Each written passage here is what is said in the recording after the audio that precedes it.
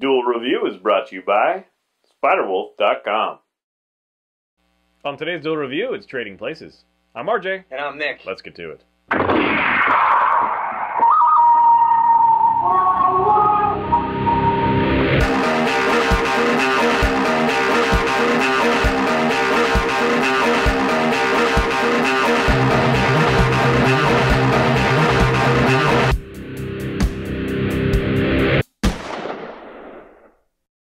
Hey everybody, today is May 10th and we're taking a look at Trading Places. That's right, and this is one of those movies that, comes on a lot during the Christmas time, and that's usually when I watch it on TV.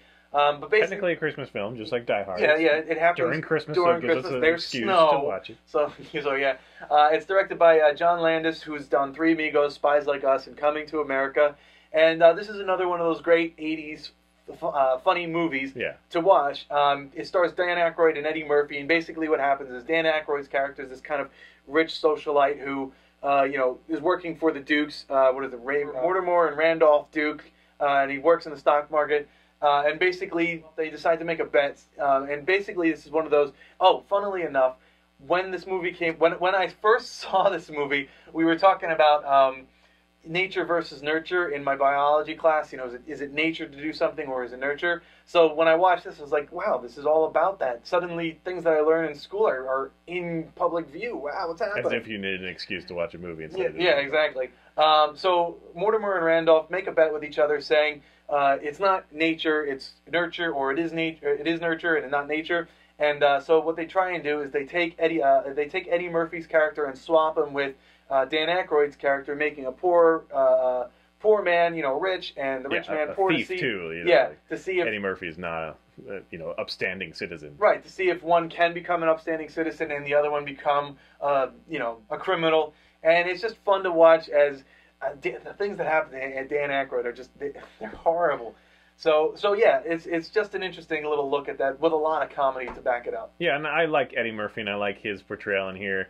Plus, my favorite scene is when they're on the train and they're all like in disguise. Yeah. It's this whole thing I don't want to give away, but it's classic Eddie Murphy stuff. Plus, it also kind of harkens to Coming to America a little bit. Yeah. He'd use the same kind of accent, but which is funny because in Coming to America, beef jerky time. It's just funny.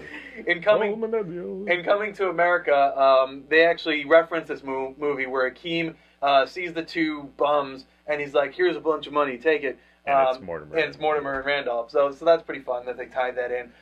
So yeah, this one's just fun. Dan Aykroyd's hilarious. Eddie Murphy's hilarious. They have those horrible, topical moments which they don't really matter to the story, but like Dan Aykroyd's like putting a smoked salmon in his Santa suit and then like eating it, and he's a bum and he's like eating it through the hair, and it's just like, oh, that's just so gross.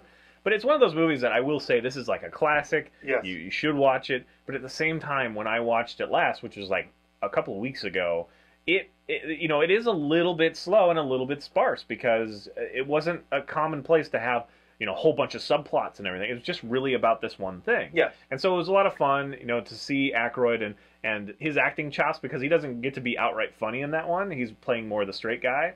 And then Eddie Murphy kind of gets to that place where he's playing a straight guy too. So it's a lot of fun. It's a lot of breadth in the acting.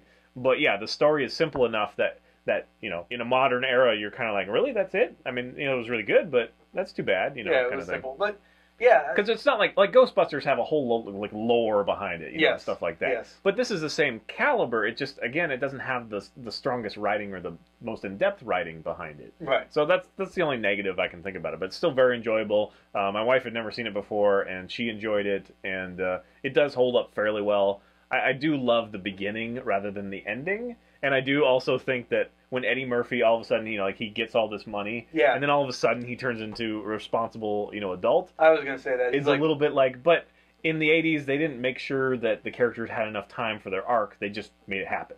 So that's kind of the tropes of the day. That's just kind of the way they did it. So it's a little unbelievable maybe to us now, but get past it. And in the 80s, this was a great movie. Yeah, I don't want to poo-poo it because it is a great movie now. Yeah, it's not just the only problem that I had with this movie was that they played it so often during the Christmas season that I've seen it and I know it so well. Just like Coming to America, they did the same thing where they just played it over and over. But having not watched those movies for so long, because those were in the 80s, those were pretty much when I grew up and was a young teen. to go from then to now and rewatch them. Like, wow, yeah, this makes me want to watch, Spies Like Us and Coming to America again. In fact, I might watch Coming to America. Probably watch this one almost as much as Big, and Big was on all the time. Big, I forgot about Big. Yeah, we should review that at some point. Big. But, I remember that. yeah, so it is a great movie. If you love either of those actors, these are very good roles for them. Yes. It is a good showing. It's not like they're best for either of them, but it is really good, and I just have so much fun. Oh, you wanted to talk about Jamie Lee Curtis. Jamie Lee Curtis is in this, and she doesn't have like a huge role. She's really just helping. She's fun, though, and she's a good actress. She is, and she's funny when she does it. But it's the hooker with a heart of gold thing, unfortunately. I think it's funny. I'm tired of that. It's like really, really, They weren't doing it so often back then, but yeah, it is the hooker with a heart of gold, and I liked her, and I always thought that Jamie Lee Curtis was attractive. She was attractive in Halloween. Was it just Halloween? The first one she was in, right, where she was the Scream Queen, and then she came back in Halloween H2O. But I love Jamie Lee Curtis. True Lies, she was gorgeous in, but apparently he doesn't think so. Nope, she's just the Activia girl now. Because I guess I liked Activia. Her. Again, I always liked those strong female characters like Sigourney Weaver in Aliens. I always thought she was attractive, and I don't really see her as a strong female character. She's just kind of loud. Yeah, she is loud, and I like that. Kind of obnoxious. She never kicks ass. I mean, except for in, True Lies or whatever, you can kind of say that, but not really. Yeah. It's just kind of alluded to, whatever. So I appreciate her as an actress. I just don't think she's pretty, She's attractive. She is. Well, there you go. I'm telling you, she is. Differences make the world go round. All right, so please subscribe to our YouTube channel and follow our great playlist. Game Lab's been a lot of fun. Yes, it has, and please leave comments. We love comments, and you can help support us by buying our wares at spiderwolf.com. That's right. T-shirts, a card game, art, print, short stories, and more.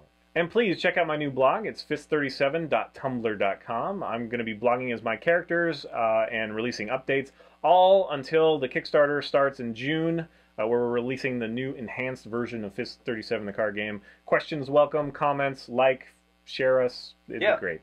Thanks for showing your support. See you later. Oh, I stay at 25. Next week, we start off with a comic, The Umbrella Academy.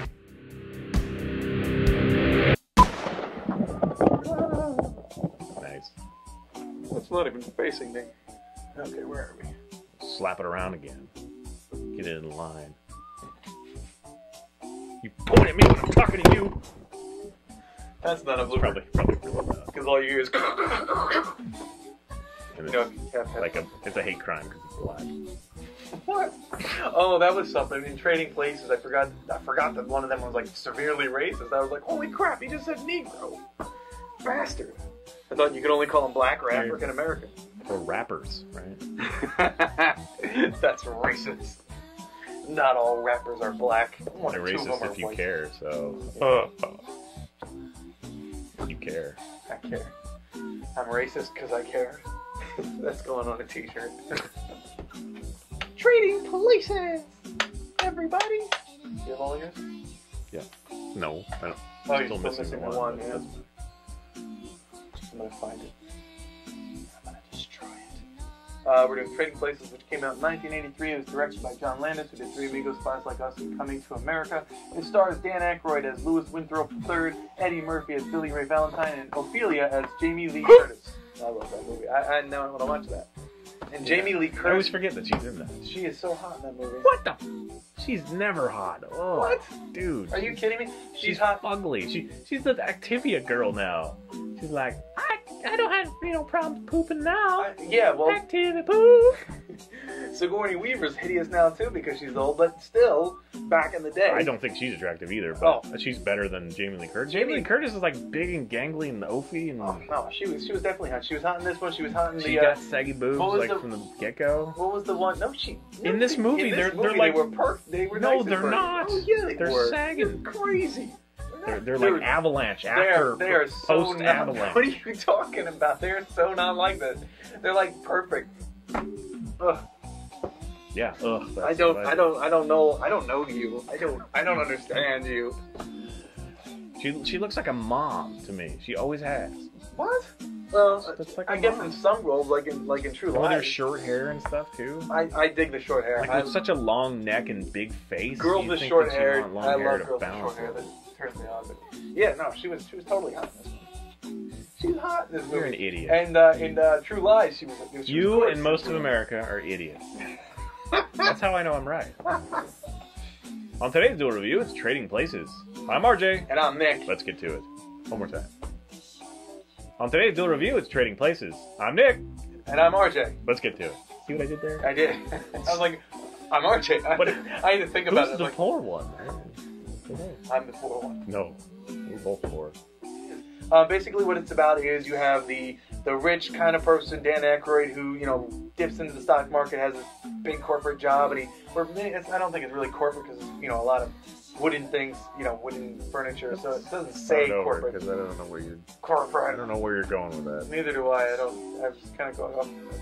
It doesn't have a corporate feel, I guess, is what I was trying to say. But I just kept on describing the furniture because there's like a plane and then there's legs and that's a table. And I'm missing one because Nick stole one of mine and won't give it back. I don't know where it is. He stole it. And now I lost all of yours. They're all gone now.